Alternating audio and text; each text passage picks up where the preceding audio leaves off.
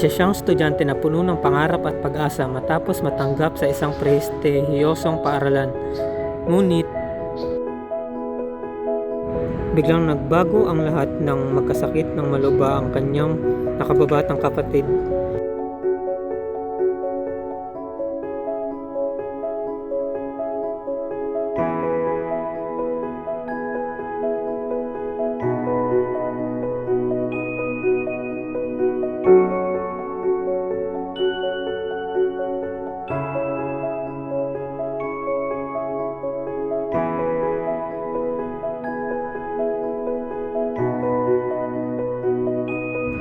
Naharap siya sa isang pinakamahirap na desisyon.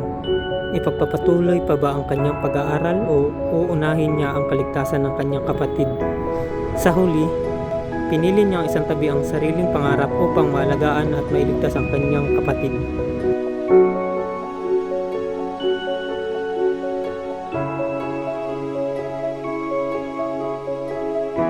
Buong pagsisikap siyang naganap ng trabaho upang matustusan ang gamot at pangangailangan nito, ngunit paulit-ulit siyang nabigo at tinatanggihan. Habang unti-unting nilalamon ng desperasyon, muli niyang nakasalamuha ang ilang dating kaibigan na nalulong na sa masamang gawain.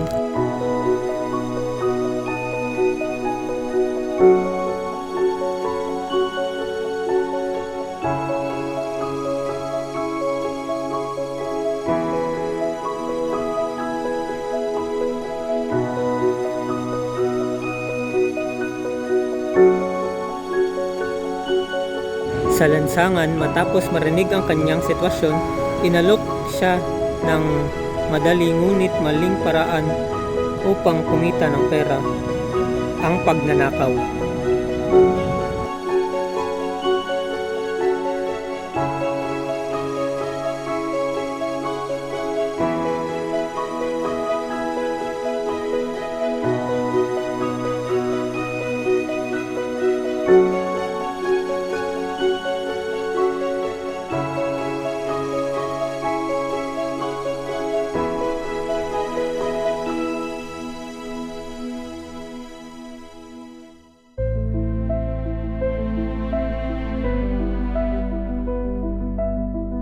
Bagamat nag-aalinlangan, nadala siya sa matinding pangangailangan.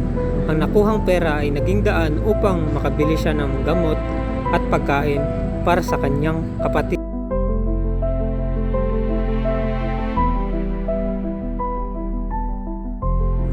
Ngunit hindi nito napatahimik ang kanyang konsensya.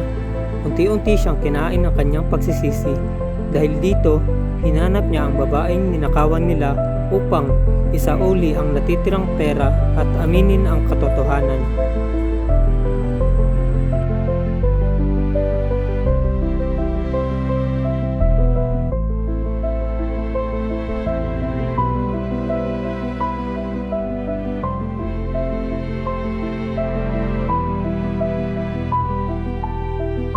Sa halip na galit ang ipakita, naunawaan ng babae ang bigat ng kanyang pinagdadaraanan. Nakita nito ang sakit at sakripisyo na nagtulak sa kanya sa maling landas, kaya pinili nitong tumulong sa kanya at sa kanyang mga kapatid.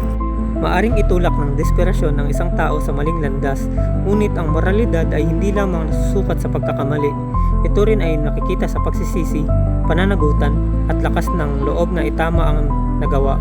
Sa mundong puno ng paghihirap, minsan ang pag-unawa at malasakit ang tunay na nakakapagliligtas sa isang tao.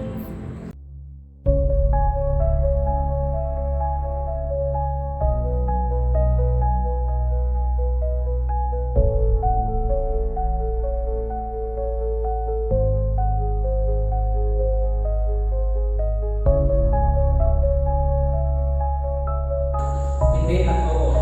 Hindi kasi mali ang pagnakaw. Pero oo, kasi kailangan yung tulungan ang kapatid niya may sakit.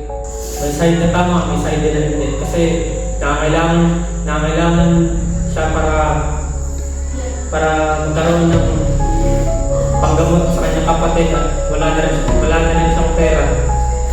Mali dahil nagnakaw siya at nakaka-affect kayo sa ibang tao.